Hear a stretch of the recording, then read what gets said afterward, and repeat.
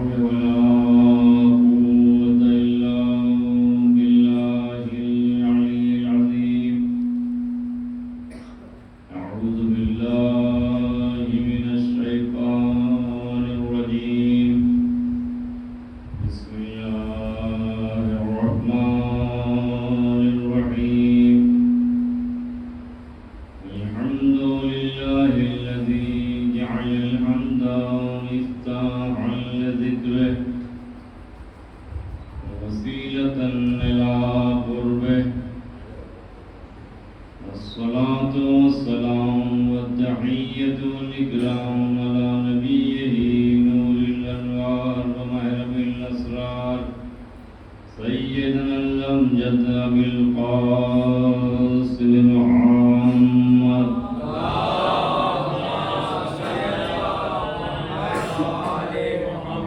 عليه الشموس الطاعية والبدور المنيرة الذين اشتق أنوارهم من نور الله عز وجل، والذين جعل الله علم الأنبياء في علمهم وعد الأولياء في عدهم وسر الأصفياء في سرهم كالقطرة في البحر، والذين هم أساس الدين وعماد اليقين، إليهم يفيض الغالي وبهم يلحق التالي، وفيهم كرائم القرآن وهم ألسنة الصدق وأذمة الحق، ولا سيما على مسيحه المؤتمن الذي جعل الله حبه وولايته عنوان صحيفة كل مؤمن، مؤيد الأنبياء والمرسلين، معلم الملائكة والروحانيين، أصل شجرة الطوبى وحقيقة سدرة المنتهى، المتحد نوره مع المصطفى أبي الحسن المجتبى أبي الحسين قتيل الأبرار زوج فاطمة الزهراء صلوات الله عليهم أجمعين، واللعن على أعدائهم من أول الدهر إلى المنتهى. أما بعد، وقد قال أبو الأئمة التسعة: إن مثلي لا يبايع مثله. صلوات الله.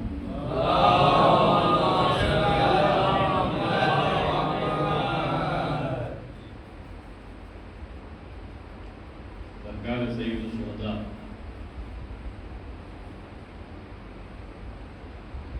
حضرت امام حسین علیہ السلام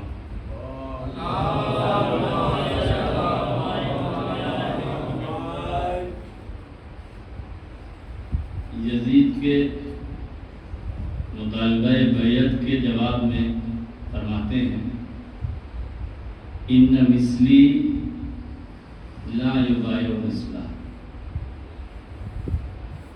مجھ جیسا اس جیسے کی بیعت نہیں کرے گا. مجھے پورا اشرا تقریباً اسی موضوع کے تحت گفتگو کرنی ہے، اور آئندہ کی مجالس میں جن موضوعات اور جن عناوین کے تحت گفتگو کروں گا، آج جسمانی طور پر ان عناوین کی طرف میں اشارہ کر رہا ہوں کہ اس موضوع اور مسئلے کے تحت، یعنی انکار بیعت اور امام حسین علیہ السلام، کیا کیا موضوعات آ سکتے ہیں.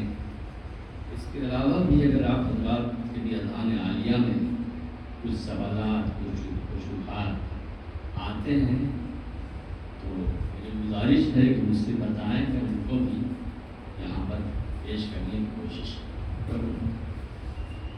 سب سے پہلا مسئلہ یہ ہے کہ بیعت ہے کیا،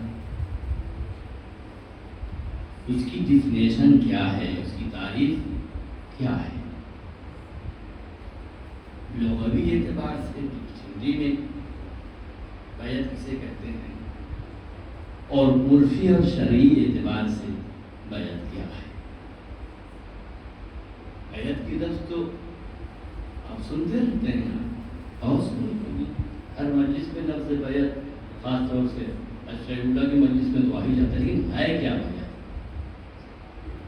دوسرا مسئلہ یہ کہ بیعت شخصی مسئلہ ہے، ذاتی مسئلہ ہے، نجی مسئلہ ہے، انفرادی مسئلہ ہے، یعنی اجتماعی اور نوعی مسئلہ ہے۔ مسئلہ بیعت کا تعلق حدود ذات سے ہے یا نہیں؟ مسئلہ بیعت ایک صفاتی مسئلہ ہے، یعنی بیعت کسی کی ہوگی تو صرف ذات دیکھ کر ہوگی یا نہیں؟ ذات دیکھ کر نہیں ہوگی، خصوصیات دیکھ کر ہوگی، ملاقات دیکھ کر ہوگی، امتیازات دیکھ کر ہوگی۔ یہ سب عناوین ہیں کہ اس کون بیعت مانگ رہا ہے، کس سے بیعت مانگ رہا ہے، کیوں بیعت مانگ رہا ہے، کس کو بیعت مانگنے کا حق حاصل ہے، کس سے بیعت مانگی جا سکتی ہے اور کس سے بیعت مانگی نہیں جا سکتی ہے۔ یہ سب عناوین ہیں جو آئندہ کی مجالس میں آئیں۔ تو امام فرماتے ہیں ان مثلی لا یبایع مثلا، مجھ جیسا اس جیسے کی بیعت نہیں کرے گا۔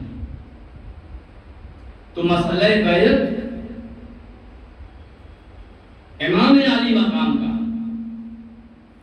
نجی مسئلہ ہے، ذاتی مسئلہ ہے، شخصی مسئلہ ہے، انفرادی مسئلہ ہے یا نہیں، اجتماعی مسئلہ ہے، نوعی مسئلہ ہے، کیا ہے؟ امام نے اپنے اس فرمان میں اس مسئلے کو بخوبی اجاگر کیا ہے جب اس کے مطالبہ بیعت کے جواب میں امام نے یہ جواب دیا ہے۔ میں مختصراً عرض کروں کہ معاویہ کا انتقال ہو جاتا ہے اور اس کے انتقال کے بعد جب اس کا بیٹا یزید تخت خلافت پر بیٹھتا ہے تو بیٹھتے ہی جو سب سے پہلا فرمان جاری کرتا ہے اس میں پہلا حکم یہی ہوتا ہے، جتنے بھی اس کے گورنر تھے سارے گورنروں کو ایک ہی مضمون کا فرمان جاری کرتا ہے کہ سب سے میری بیعت لے لی جائے۔ یہی فرمان ولید مدینے کے گورنر کو بھی جاری کرتا ہے، لیکن فرق یہ ہے کہ وہ عام فرمان سے ہٹ کے ایک بہت ہی چھوٹا سا خط،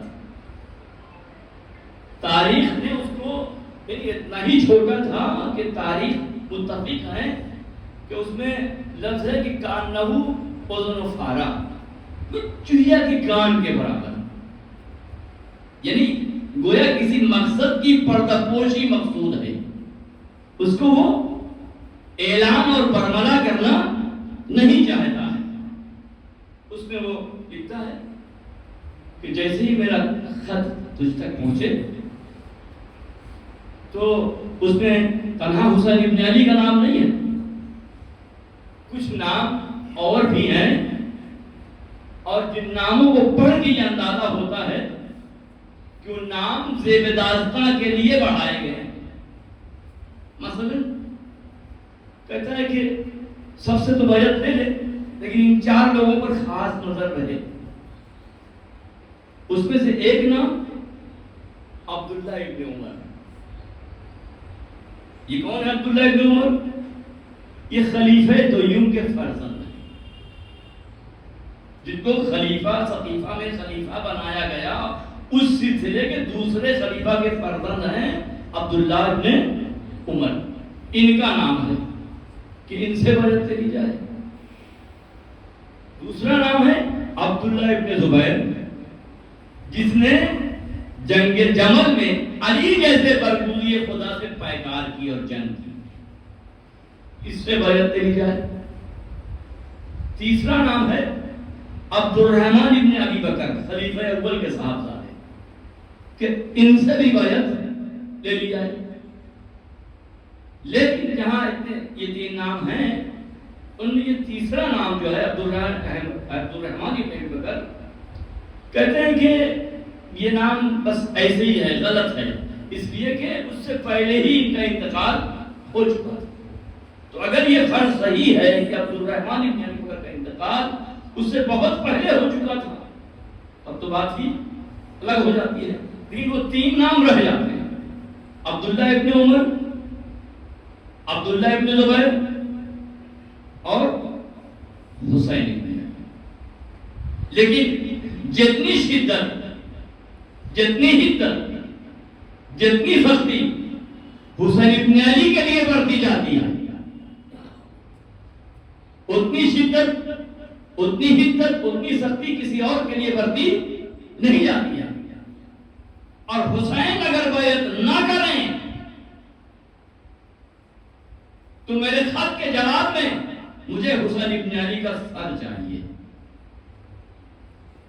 جب مدینے کے گورنر کے پاس اس مضمون کا خط پہنچتا ہے تو وہ اپنا قاصد روانہ کرتا ہے.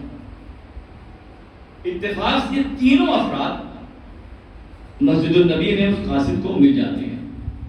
وہاں پر یہ عبداللہ ابن عمر بھی ہیں اور عبداللہ ابن زبیر بھی ہیں اور حسین ابن علی ہیں. تینوں روضہ رسول کے پاس بیٹھے کسی مسئلے پہ گفتگو کر رہے ہوتے ہیں. اتنے میں ان کا قاصد پہنچتا ہے گورنر کا اور وہ کہتا ہے کہ گورنر نے، حاکم نے آپ لوگوں کو بلایا ہے اور پیغام پہنچا کے وہ چلا آتا ہے. اب ان تینوں افراد آپس میں گفتگو کر رہے ہیں کہ بھائی کیا بات ہو سکتی ہے رات کے سناٹے میں، شب کی تاریکی میں، اس وقت آخر کیا وجہ ہے، آپ نے کیوں بلایا ہوگا. تو امام فرماتے ہیں کہ میں یہ سمجھتا ہوں کہ معاویہ ہلاک ہو گیا ہے اور ہم لوگوں کو حاکم نے بیعت کے لیے بلایا ہے. میں جو ایک ایک بات کہہ رہا ہوں پورے عشرے کی مسجد میں مجھے اس سے کام لینا ہے. معاویہ ہلاک ہو چکا ہے، اس مقصد کے لیے ہم لوگوں کو بلایا گیا ہے کہ ہم سے بیعت کی جائے. اب تینوں کا جواب سنیے. وہ جو خلیفہ دوم کے فرزند ہیں وہ فرماتے ہیں کہ بھائی میں تو گھر جا رہا ہوں، گھر جاؤں گا، دروازہ بند کر کے بیٹھ جاؤں گا. مقصد یہ ہے کہ دربار حاکم میں نہیں جاؤں گا، سیدھے گھر جاؤں گا. اور وہ عبداللہ ابن زبیر جس کو معاویہ نے بھی کہا تھا کہ بہت خطرناک آدمی ہے، یہ لومڑی جیسی اس میں مکاری اور چالاکی ہے اور شیر غضبناک کی طرح اس کو موقع ملے گا تو حملہ آور ہوگا، لہذا موقع ملتے ہی اس کو ٹکڑے ٹکڑے کر دینا. یہ متفقر تاریخ کی باتیں ہیں جو معاویہ جدید کو سمجھاتا ہے کہ اس کے ساتھ کیا برتاؤ کرنا ہے. اور جانتے ہیں کہ معاویہ کوئی معمولی آدمی نہیں تھا، بہت مچا ہوا. آج کے جیسے زمانے کے سیاست مدار ہوتے ہیں، بہت مچا ہوا کھاٹی کی طرح سیاست مدار تھا. ہاں دیکھیے کچھ باتیں ایسی ہوتی ہیں کہ وہ سننے میں کچھ ہوتی ہے، دیکھنے میں کچھ ہوتی ہے، لیکن حقیقت میں کچھ ہوتی ہے. تو کہتا ہے کہ رہی بات حسین کی، تو حسین کو تو جانتا ہی ہے کہ حسین کا رسول سے رشتہ کیا ہے. حسین کا خون خون حسین نہیں ہے، خون رسول ہے. حسین کا گوشت حسین کا گوشت نہیں ہے، اس کی نشو نما رسول کے گوشت سے ہوئی ہے. تو مجھے تجھے یہ سمجھانے کی ضرورت نہیں ہے کہ حسین کا رسول سے رشتہ کیا ہے، لہذا ان کے بارے میں بہت مجھے سوچ سمجھ کر اقدام کرنا ہوگا. یہ سب کے بارے میں تو وہ کہتا ہے کہ ہم گھر جا کے دروازہ بند کر کے بیٹھ جاتے ہیں اور یہ فرماتے ہیں عبداللہ ابن زبیر کہ میں تو نہیں جاؤں گا حاکم کی بلاتے تھے. لیکن زہرا کا لال کہتا ہے مجھے بلایا ہے تو میں جاؤں گا۔ اب دیکھیں حاکم بلا رہا ہے، مدینے کا گورنر بلا رہا ہے، بظاہر سب پابند ہیں کہ حاکم کے بلانے پہ جائیں گے، دیکھیں حاکم کیوں بلا رہا ہے۔ وہ دونوں حاکم کے بلانے پر نہیں جاتے ہیں، لیکن حسین حاکم کے بلانے پر قصر دارالامارہ میں جاتے ہیں، باوجود کہ وہ نہیں گئے، لیکن ان کے ساتھ کوئی شدت نہیں ہے، کوئی حدت نہیں ہے، کوئی سختی نہیں ہے، کوئی اضافی فشار نہیں ہے، کوئی دباؤ نہیں ہے، لیکن جو گیا بلانے پر، سمجھ رہے ہیں مسئلہ کیا ہے؟ آخر یہ اتنی سختی، اتنی شدت، اتنی سرپیشی، اتنی بغاوت صرف حسین بن علی کے لیے کیوں ہے؟ اور بھی تو بہت سارے لوگ تھے۔ تو مسئلہ بیعت حسین بن علی کا شخصی مسئلہ نہیں تھا، ذاتی مسئلہ نہیں تھا، بلکہ ایک صفاتی مسئلہ تھا۔ وہ کیسے؟ جب بات یہاں تک پہنچی تو امام نے اس سے کہا کہ بھائی تم نے بلایا ہے، آخر کیوں بلایا ہے؟ وہی خدا کی معاویہ چل بسا ہے اور یزید کے لیے خط ہے، آپ کو بیعت کے لیے بلایا گیا ہے۔ امام فرماتے ہیں کہ بھائی اگر میں تمہاری اس وقت بیعت کر بھی لوں تو کیا اس شب کے سناٹے میں خفیہ طور پر میں تمہاری بیعت کروں گا، تم اس پہ راضی ہو؟ کیا یہ نہیں چاہو کہ کل دن کے اجالے میں بھی سب کے ساتھ میں آؤں اور علانیتاً تمہاری بیعت کروں؟ کہاں یہ تو ہم چاہیں گے، جب چاہتے ہو تو یہ رات گزرنے دو، دن کا انتظار کرو۔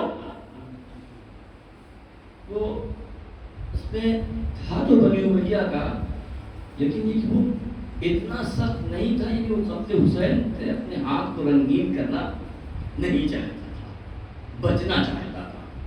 وہاں پہ اس نے مروان کو بھی جو ہے وہ بلا رکھا تھا، اور بنی امیہ کی تین جو شاخیں ہیں، ایک شاخ سے مطلب یہ ابو سفیان معاویہ یزید ہو گیا، دوسری شاخ سے وہ عثمان، اس کے بعد عفان، اور تیسری شاخ سے مروان، اس کے بعد حکم، اور اس کے بعد ابو العاص۔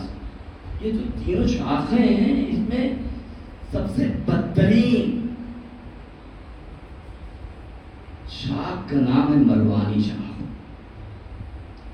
سب بنی امیہ ہیں، سب قابل لعنت ہیں، سب مستحق لعنت ہیں، لیکن اہل بیت کی دشمنی میں جتنا سخت یہ شاخ ہے، مروانی شاخ ہے،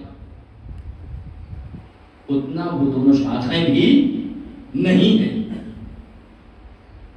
اسی مروان کو، اسی اس کے باپ کو رسول گرامی اسلام نے جلا وطن کر دیا تھا، مدینے سے باہر نکال دیا تھا، اور جب تک آپ زندہ رہے واپس آنے کی اجازت نہیں دی، اور رسول کے اس اخراجی حکم کو ابو بکر نے بھی باقی رکھا، یعنی انہوں نے بھی ہمت نہیں کی ان کو بلا لیا جائے، حتیٰ کہ عمر نے بھی رسول کے اس حکم کی خلافت نہیں کی کہ ان کو بلا لیا جائے۔ لیکن جب اپنے گھر کا حاکم آیا، ایسا ہوتا ہے بھائی، اپنی پارٹی کی حکومت آ گئی، اب جو چاہے سیاہ سفید کرو، اب کون روکنے والا، کون ٹوکنے والا ہے؟ حکومت اپنی ہے، پولیس اپنی ہے، پرشاسن اپنا ہے، حکومت جب اپنے باپ کی ہو گئی تو پھر کیا کرنا؟ تو جب خلیفہ سویوں کی حکومت آئی، یعنی عمری حکومت جب آئی، عثمان جو ہے جب تخت خلافت پر متمکن ہوئے، تو اب تو وہ ان کے چہیتے تھے، اب انہوں نے فوراً جو ہے وہ گویا اس حکم کو رسول کے حکم کو انہوں نے منسوخ کیا اور ان کو بلا لیا۔ تو جب ولید نے کہا امام کے یہ کہنے پر کہ بھائی رات میں اگر بیعت کر بھی اس بیعت کا فائدہ کیا ہے؟ تم تو یہی چاہو کہ میں دن کو اجالے میں سب لوگوں کے ساتھ آؤں اور تمہاری بیعت کروں۔ ہاں بات تو یہی ہے۔ تو ولید نے کہا ٹھیک ہے آپ تشریف لے جائیں، پھر کل سب کے ساتھ دن میں آئیے. اب یہاں وہ بدترین جو شاخ تھی بنی امیہ کی، وہ مروان ہو. ولید تھے، بہت اچھا موقع ہے، بہترین فرصت، گولڈن چانس. اگر حسین اس وقت نکل گئے تو پھر تیرے ہاتھ نہیں آئیں گے مگر یہ کہ خون کی ندیاں بہ جائیں. لہذا یا حسین سے اسی وقت بیعت لے لے، اور انکار کی صورت میں ان کے سر و تن میں جدائی کر دے. اور اس نے یہ بات ولید کے قبضے شمشیر پر ہاتھ ڈال کر کہی تھی کہ تو قتل کر دے یا اجازت دے، میں حسین کے سر و تن میں جدائی کر دیتا ہوں، اور جو کچھ بھی ہوگا اس کا ذمہ دار میں خود ہوں، تیرے اوپر کوئی آنچ نہیں آئے گی. لیکن ولید یہ کرنے کے لیے تیار نہیں تھا. جب امام نے یہ سنا مروان کی گستاخانہ کلمات کو، تو آپ فرماتے ہیں یبن الزرقاء اتقتلنی انت ام هو کذبت واسمت. اے فرزند زن نیلگوں چشم کے بیٹے، تو مجھے قتل کرے گا یا یہ قتل کرے گا؟ ارے تم دونوں کی کیا مجال کہ حسین کو ہاتھ بھی لگاؤ؟ جھوٹا ہے، گناہگار ہے. اور جتنی ساری باتیں ہوئی لازمی ہے کہ آوازیں بھی بلند ہوئی. اب جب بات یہاں تک پہنچی، اب امام عالی مقام نے ولید کی آنکھوں میں آنکھیں ڈال کر کہا انا اہل بیت النبوہ. ایک لفظ غور کی، انا اہل بیت النبوہ، ہم اہل بیت نبوت ہیں. حسین اب اپنی تنہا بات نہیں کر رہے ہیں. اگر حسین ابن علی تنہا اپنی گفتگو کر رہے ہوتے تو کہتے کہ میں اہل بیت نبوت کی ایک فرد ہوں. گفتگو فرد کی نہیں فرما رہے ہیں، گفتگو جماعت کی کر رہے ہیں. انا اہل بیت النبوہ، ہم اہل بیت نبوت ہیں. ومعدن الرسالہ، ہم معدن رسالت ہیں. مجھے آئندہ کے مدارس میں ہر فطرے سے کام ہے. ہم معدن رسالت ہیں. یہاں پر بھی گفتگو جماعت کی ہے، فرد کی نہیں ہے. ومختلف الملائکہ، یعنی ہم وہ ہیں جن کی چوکھٹ پر فرشتے جب ہسائی کرتے ہیں اپنی پیشانی رگڑتے ہیں. ہم وہ گھر ہیں جس کی چوکھٹ پر ملائکہ آ کر سجدہ ریز ہوتے ہیں. ہم وہ ہیں جس کے گھر کا فرشتے آ کے طواف کرتے ہیں. یہ گفتگو کہاں ہو رہی ہے؟ ولید کے دربار میں ہو رہی ہے. وَبِنَا فَتَحَ اللَّهُ وَبِنَا يَخْتِمُ، ہم ہی نقطۂ آغاز خلقت ہیں، یعنی ہم ہی سے اس کائنات کی ابتدا ہوئی ہے اور ہم ہی پر اس کائنات کا اختتام ہوا. صلوات بر محمد و آل محمد.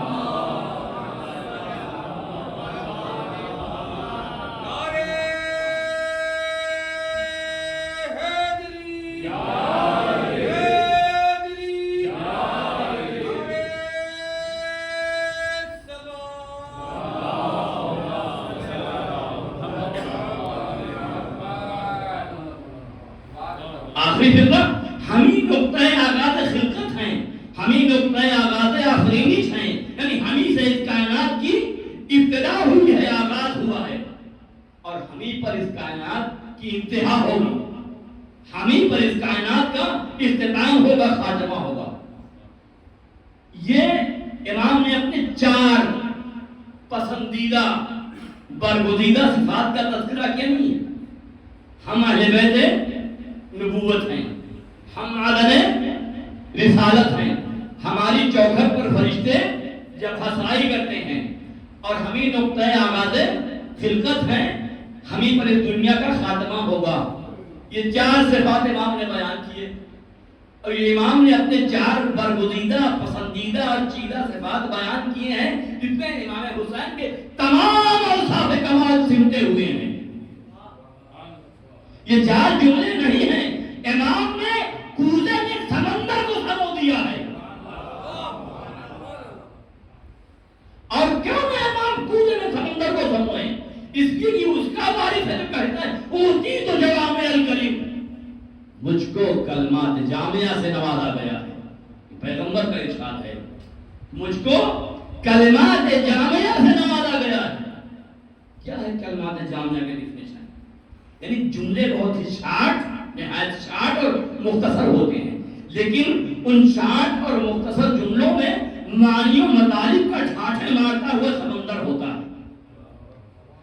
اور کبھی کبھی پیغمبر کے شارٹ اور مختصر جملے اتنے شارٹ ہونے کے باوجود بھی ایسے ہوتے ہیں کہ اس ایک وصف کمال میں پیغمبر کے تمام سب کمال نمایاں ہوتے ہیں.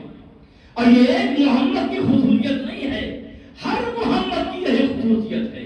یعنی ہر محمد کے یہاں ایسے شارٹ اور مختصر جملے مل جائیں گے، کچھ بظاہر مختصر ہیں لیکن ان میں مطالب و مطالب کا سمندر لہریں مارتا ہوا آپ کو نظر آئے گا.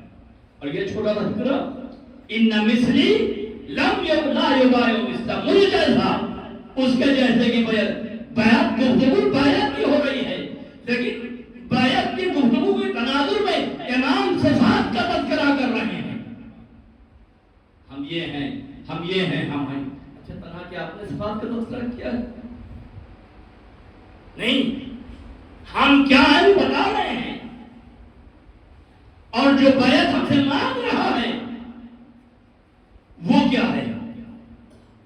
اما یزید فرجل فاسق، یزید جس کی تو مجھ سے بیعت مانگ رہا ہے، جس کے لیے تو کہہ رہا ہے کہ میں بیعت کر لوں اس کی، وہ کیسا ہے؟ رجل فاسق، مرد فاسق ہے. اور کیا ہے؟ شارب الخمر، شرابی ہے. قاتل النفس المحترمہ، ناجائز لوگوں کا قتل کرتا ہے. معلن بالفسق والفجور، کھلا کھلا علانیہ فسق و فجور اور برائیوں کا ارتکاب کرتا ہے. سوال بیعت کے جواب میں امام نے عنوان کلام ایسا اختیار کیا کہ اپنے چار برگزیدہ اور پسندیدہ صفات کا تذکرہ کیا اور باقاعدہ تعداد یزید کے بھی چار صفات ذمیمہ کا تذکرہ کیا. اس کا مطلب یہ ہے کہ امام کہہ رہے ہیں کہ بیعت کا تعلق حدود ذات سے نہیں ہے. بیعت مسئلہ بیعت تو ذات کے آئینے میں نہ دیکھو، مسئلہ بیعت کو اگر دیکھنا ہے تو صفات کے آئینے میں دیکھو. بیعت ذات دیکھ کر نہیں ہوگی، بیعت صفات دیکھ کر ہوگی، خصوصیات دیکھ کر ہوگی، ملاقات دیکھ کر ہوگی، امتیازات دیکھ کر ہوگی، ہاتھ دیکھ کر ہوگی کہ ہاتھ اس لائق ہے کہ اس کی بیعت کوئی لایا نہیں ہے. صلوات پر محمد.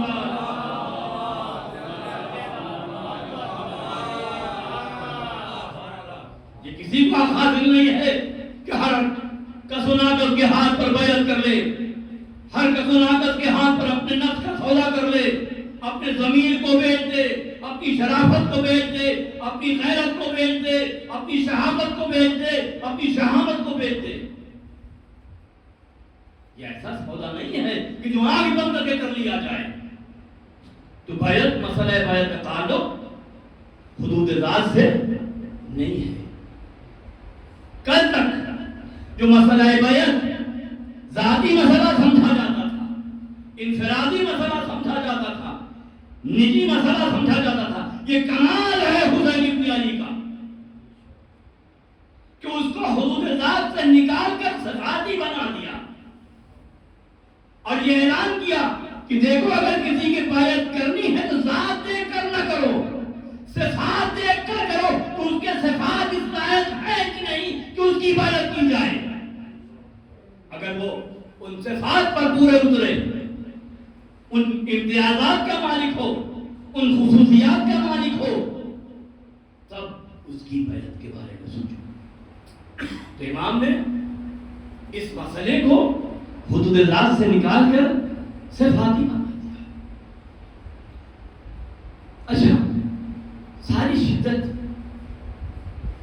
ساری حدت، ساری سختی یہ حسین ابن علی کے ساتھ کیوں؟ آج ان کے ساتھ، کل ان کے بابا کے ساتھ بھی یہی تھا.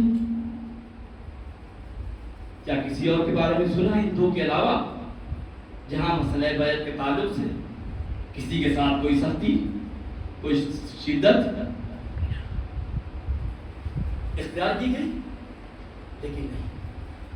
اب جب یزید کا مطالبہ بیعت ہے ولید کی زبان سے حسین ابن علی تک پہنچا، آپ بتائیں کہ حسین ابن علی کیا کرے؟ یہ میں کل کی مجلس میں عرض کروں گا کہ آپ نے کیوں انکار بیعت کیا، اور اپنی طرف سے نہیں، خود امام اپنے انکار بیعت کی وجہ بیان فرمائیں گے. یہ مسئلہ بیعت بڑا عجیب و غریب مسئلہ ہے. حسین کی سماج سے، کانوں سے جیسے ہی ولید کا مطالبہ بیعت ٹکرایا ہے، ان کی سماعت تک پہنچا ہے. نہ جانے کتنی نگاہیں حسین کے چہرے پر ٹکی ہوئی تھی کہ دیکھیں حسین ابن علی کیا جواب دیتے ہیں. میں نے کہا کہ یہ ذاتی مسئلہ نہیں ہے، نجی اور انفرادی مسئلہ نہیں ہے. آپ کے اقرار بیعت پر یا انکار بیعت پر نہ جانے کتنوں کی نگاہیں جمی ہوئی ہیں کہ دیکھیں زہرا کا لال کیا جواب دیتا ہے. اسلام حسین کی طرف دیکھ رہا تھا، شریعت حسین کی طرف دیکھ رہی تھی. 1,24,000 کی انبیاء کی نگاہیں حسین کے چہرے پر مرکوز تھیں کہ دیکھیں حسین کیا جواب دیتے ہیں. زحمات انبیاء کا مسئلہ تھا، زحمات مرسلین کا مسئلہ تھا، توحید کا مسئلہ تھا، رسالت کی بقا کا مسئلہ تھا، شریعت کی بقا کا مسئلہ تھا، اسلام کی بقا کا مسئلہ تھا. کوئی ایسا وزن مسئلہ نہیں تھا. اور یہ سارے مسائل ان کا تعلق حسین کے اقرار بیعت یا انکار بیعت سے. اب آپ بتائیں کہ جو آدم کے علم کا وارث تھا، جو نوح کے تقوی کا وارث تھا، جو موسیٰ کی ہیبت کا وارث تھا، جو عیسیٰ کے زہد کا وارث تھا، جو محمد مصطفیٰ کے کمال کا وارث تھا، جو یوسف کے جمال کا وارث تھا، جو فاطمہ کی عصمت کا وارث تھا، جو علی کی شجاعت کا وارث تھا، جو حسن کے حلم کا وارث تھا. ایک مرتبہ اپنے تمام مسائل کو دیکھا اور ولید کی آنکھوں میں آ کے جا کے کہے ان مصری لا یبایع مثلا، مجھ جیسا ہوں جیسے کی بیعت نہیں کرے گا. صلوات محمد وآلہ.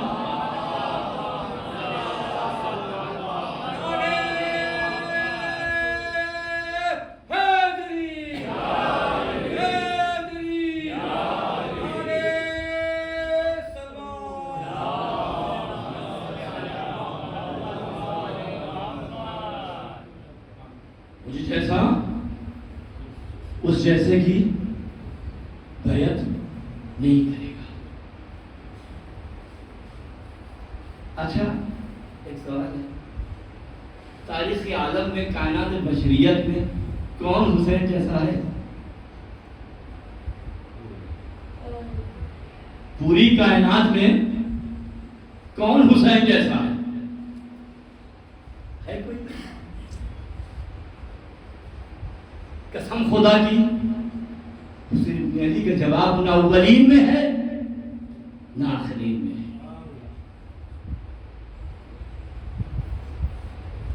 حسین بالکل ہی منفرد، بالکل ہی نمایاں، سب سے ممتاز، سب سے جدا، سب سے علیحدہ خصوصیات فردی کے لحاظ سے حسین ابن علی کا تاریخ عالم و آدم میں کوئی جواب نہیں ہے، کوئی جوڑ نہیں ہے، بالکل بے مثل ہے. لیکن امام کہہ رہے ہیں مثلی لا یبایع مثلا، مجھ جیسا اس جیسے کی بات ضرور سمجھ میں آتی ہے کہ اگر کوئی بھی حسین جیسا ہے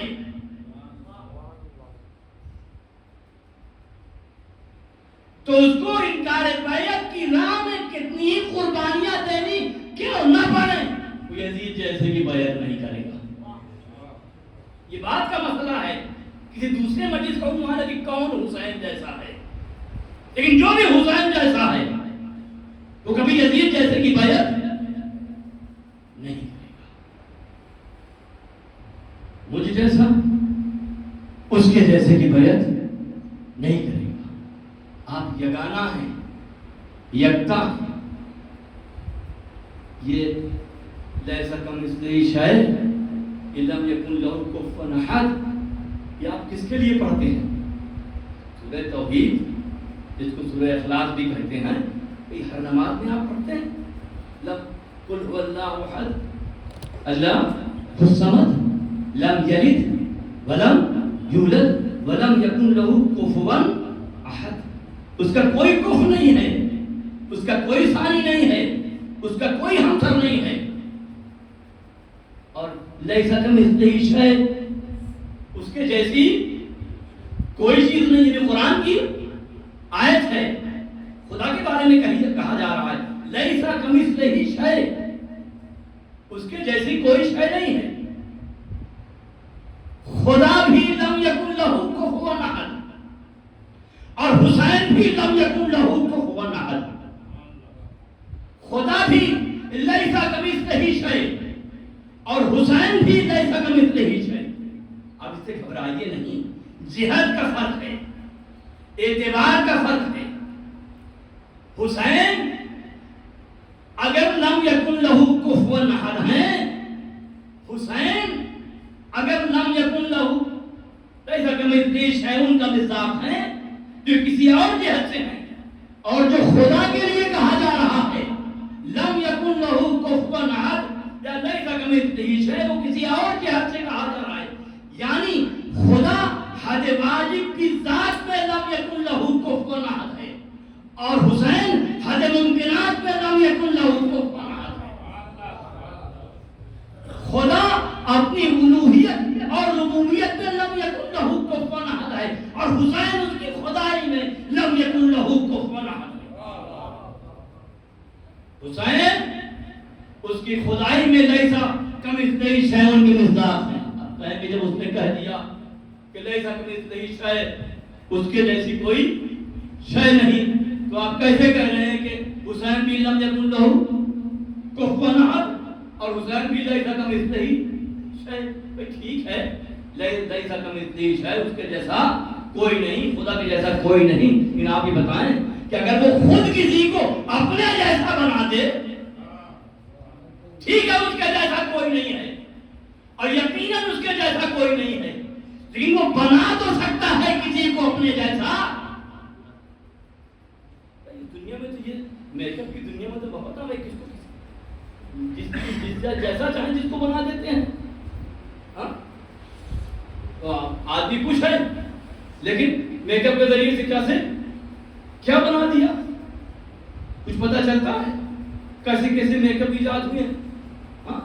تو یہاں میک اپ کے ذریعے سے بنانے کی بات نہیں ہے، بے شک وہ لم یکن لہ کفوا احد ہے، بے شک وہ لیسا کمثلہ شیء کا مصداق ہے، لیکن اس میں تو کوئی استبعاد نہیں ہے کہ اگر وہ کسی کو چاہے تو اپنے جیسا بنا سکتا ہے، اور یوں ہی کسی کو اپنے جیسا نہیں بناتا ہے، وہ بھی ملاپ دیکھ کر بناتا ہے، خصوصیات دیکھ کر بناتا ہے، امتیازات دیکھ کر بناتا ہے۔ وہ بنا سکتا ہے، جس کو چاہے بنا سکتا ہے، لیکن آنکھ بند کر کے کسی کو یوں ہی اپنے جیسا نہیں بناتا۔ وہ خود کہتا ہے عبدی اتینی اجعل کمثلی، اے میرے بندے اگر تو چاہتا ہے مجھ جیسا ہو جائے تو میری اطاعت کر۔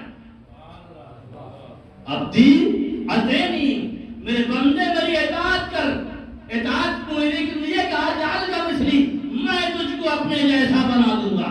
حسین اس کے جیسے نہیں ہے، لیکن اطاعت کے دن میں خدا نے حسین کو اپنے جیسا بنا دیا۔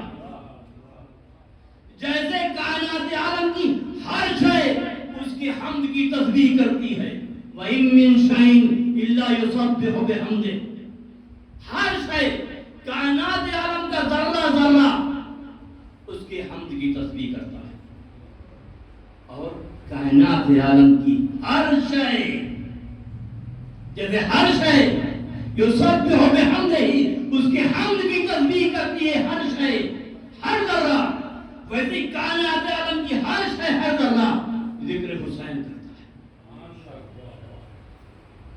غم حسین میں اشباہ ہوتا ہے۔ محرم کی آج پہلی تاریخ ہے۔ آپ جانتے ہیں کہ جب ہلال محرم نمودار ہوتا تھا تو ہماری ائمہ کی کیا کیفیت ہوتی تھی؟ روایت کہتی ہے کہ امام رضا علیہ السلام لا یرا ضاحکا، جب ہلال محرم نمودار ہوتا تھا اس کے بعد سے پھر آپ کے چہرے پر خوشی کے آثار کبھی نظر نہیں آتے تھے۔ امام رضا فرماتے ہیں یا ابن شبیر ان کنت باقیا لشیء، اگر تو کسی شے پر رونا چاہتے ہو، گریہ کرنا چاہتے ہو، فریاد و فغاں کرنا چاہتے ہو تو دیکھو میرے جب حسین کے اوپر کرو، کسی اور چیز پر نہ رو، میرے جب حسین پر رویا کرو۔ کیوں؟ فَإِنَّهُ ذُبِحَ كَمَا يُذْبَحُ الْكَبْشَ، میرے جد کو اس طرح ذبح کیا گیا جیسے بھیڑ بکریوں کو ذبح کیا جاتا۔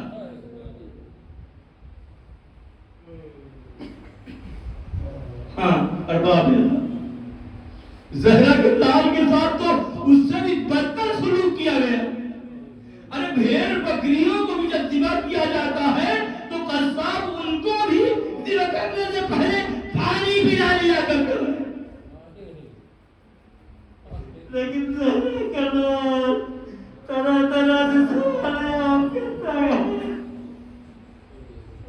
لیکن زہرا کے لال کو 3 دن کا بھوکا اور پیاسا شد فرات کے کنارے ذبح کر دیا گیا اور کہا جاتا تھا اے ابو تراب کے بیٹے، اگر پوری دنیا پانی پانی ہو جائے تب بھی تم کو ایک قطرہ آب نہ ملے گا۔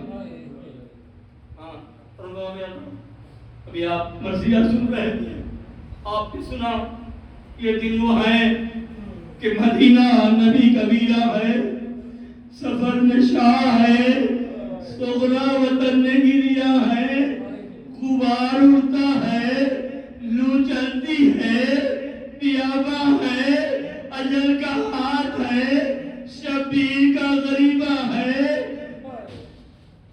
بطول نکلی ہے، مرکز سے خاک اڑانے کو حسین جاتے ہیں، امت کے بخشوانے کو لو ارباب اللہ زہرا کے لال نے انکار بیعت کر دیا۔ اب اس انکار بیعت کے نتیجے میں حسین کو کتنے بھیانک انجام کا سامنا کرنا پڑے، لیکن انکار بیعت نہیں رہے گا۔ ارباب اللہ حسین انکار بیعت کر کے روضہ رسول پہ آئے۔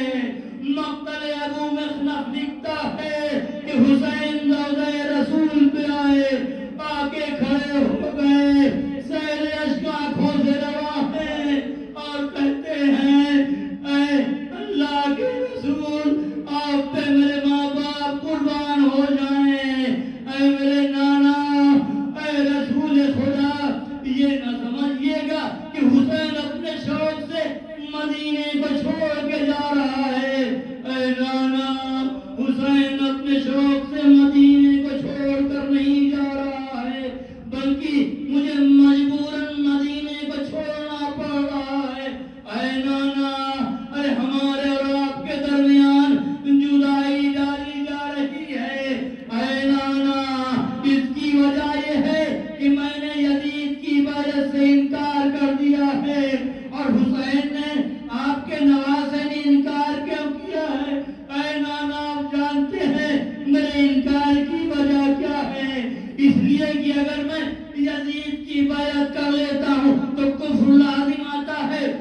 اگر یزید کی بیعت سے انکار کر دیتا ہوں تو قتل کیا جاتا ہوں۔ اے نانا، حسین کو قتل ہونا گوارا ہے لیکن حسین کو کفر گوارا نہیں ہے۔ اس کے بعد حسین صبح کے وقت پھر اپنے گھر تشریف لاتے ہیں۔ ہاں دادارو، حسین کے دل سے پوچھئے کہ حسین کے لیے رسول کا روزہ کیا ہے؟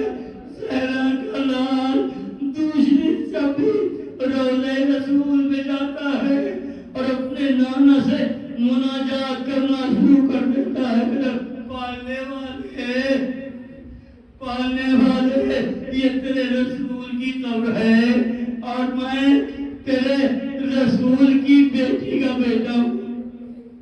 پالنے والے، مجھ کو جو عمر درپیش ہے اس سے تو خوب واقف ہے۔ اے میرے پالنے والے، جس میں تیری خوشنودی ہے، جس میں تیرے رسول کی خوشنودی ہے اور جس میں میری بھلائی ہے، میرے لیے اس امر کو اختیار فرما، مجھے وہ راستہ دکھا جس راستے پر چل کر مجھے تیری خوشنودی حاصل ہو، تیرے رسول کی خوشنودی حاصل ہو اور میری بھی بھلائی ہو۔ اور باب یادا حسین روضہ رسول پہ مناجات کر رہے ہیں۔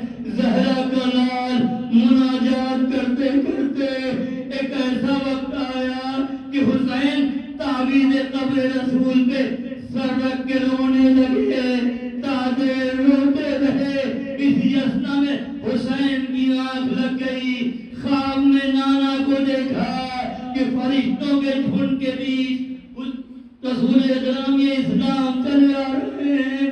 نانا آیا اور نماز کو اپنی آغوش میں دیا، پیشانی کا بوسہ دیا اور کہتے ہیں حبیبی حسین انی اراکا مرملا بدمائک ومدوحا فی ارض کرب وبلا۔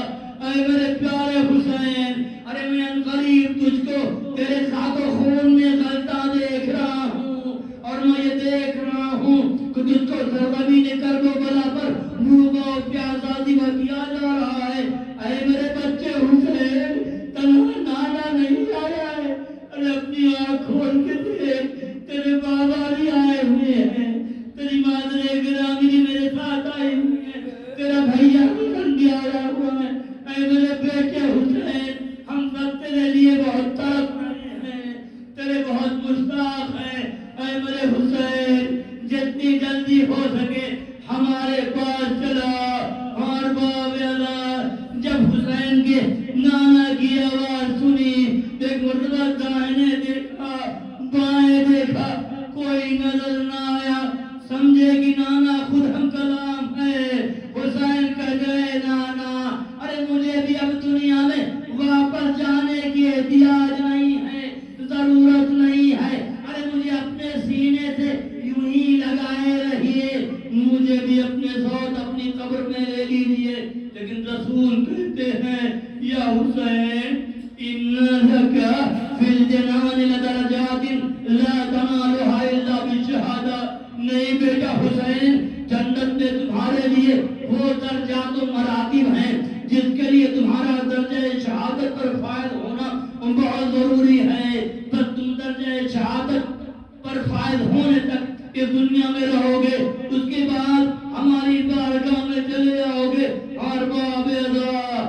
نماز کی نانا سے گفتگو ختم ہوئی، حسین گھر تشریف لائے اور مخدرات کی عصمت و طہارت کو اپنی خبر شہادت سنائی۔ جیسے ہی بیویوں نے، جیسے ہی بہنوں نے ماجائے سے اس کی خبر شہادت سنی، ایک کوہرام بپا ہوا، واہ محمدہ، واہ علیہ، واہ فاطمہ، واہ جعفرہ، واہ حمزہ کے نعروں سے فلک شگاف بھر گونج رہا تھا۔ اور باب ادا، مجھے نہیں معلوم کہ مخدرات کی عصمت و طہارت کے لیے یہ وقت سب تھا جب ماجائے سے خبر شہادت سنی یا نہیں۔ جب ذوالجلال نے ماجائے کی خبر شہادت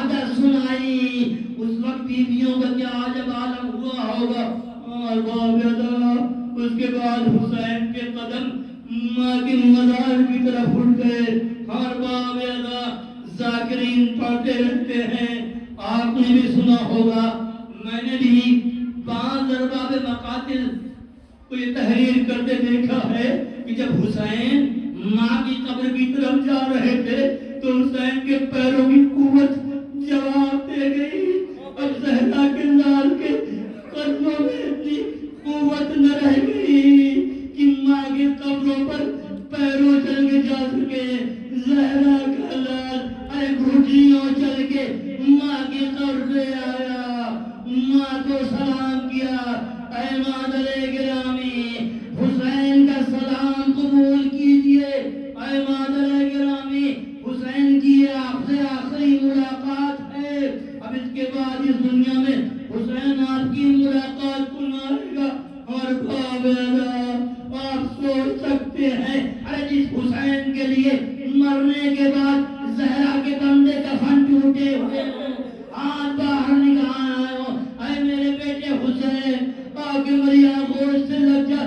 جس وقت وہی بیٹا حسین ماں کی قبر پہ آیا ہوگا اور یہ کہا ہوگا اے مادر گرامی, حسین کا آخری سلام یہ آخری زیارت ہے. اب اس دنیا میں حسین آپ کی زیارت کو نہ آئے گا. ارباب مقاتل لکھتے ہیں قبر زہرا لرزنے لگی, نہ جانے زہرا مرضیہ کے دل سے کیا گزر گئی ہوگی. قبر سے آواز آئی السلام علیکم یا غریب الام, السلام علیکم یا مظلوم الام. اے ماں کے غریب بیٹے, اے ماں کے مظلوم بیٹے, ارے تجھ کو بھی تیری ماں کا سلام. میرا دل چاہتا ہے میں کروں اے شہزادی, ارے آپ کو آپ کی لال کا غربت کا علم ہے, لیکن اگر غربت کو منظر اپنی آنکھوں سے دیکھنا ہوگا تو عصر عاشور کربلا میں آ جائیے گا. حسین کا سینہ اقدس ہوگا, سینہ اقدس پہ سوار ہوگا, کند خنجر ہوگا, منادی کی ندا ہوگا.